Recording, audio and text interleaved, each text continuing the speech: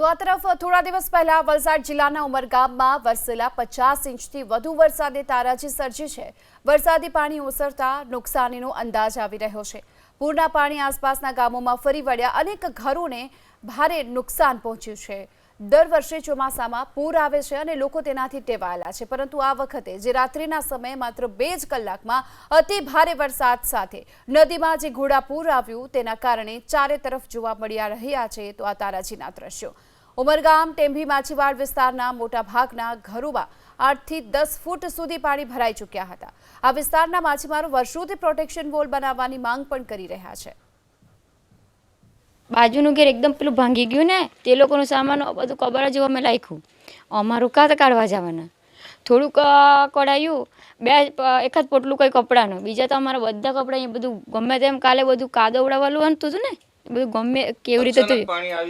હા, એટલે પાણી કેમ કે ડેમનું પાણી વધારે જ આવ્યું એટલે જ અચાનક આવી જાય ને, આ અડધું ઘર ડૂબી ગયું। આ એટલું પાણી તો ક્યારે આવે નહીં ને, તો અમે કેટલુંક સામાન થોડું કંઈ ઉચકીને લાના, તો પછી તો અમે છેલ્લે જીવ બચાવીને નીકળ્યા। પૂર આવી ગયો તો બોટની કંઈ બધી નુકસાન, ઘરનું નુકસાન, તંત્ર જાણ કરે તો અમને ખબર પડે ને, તંત્રની જાણ તો કરાય ને, તંત્રએ જાણો નહીં કરેલી મળે। બધા આખા ગામમાં જોઈએ તો બધા ડરનો જ માહોલ છે, કેમ કે આ એટલું મોટું નુકસાન થઈ ગયું। બધાએ જીવ જેમ તેમ કરીને જીવ બચાવ્યા। આપણે જોઈએ તો કોઈના ઘરે ચૂલા નહીં મળે, આજે સળગતા મળે, બધાના ઘરે કાદવવાળું છે, બધાના ઘરે આટલા પાણી। કુદરતી આફતો જો આવે છે એને અમે બચાવી નહીં શકીએ, પણ અમારો જે આખો માછીવાડ જે કિનારો જે છે એ કિનારામાંથી અમને શોર્ટકટ પાણી આવી જાય છે।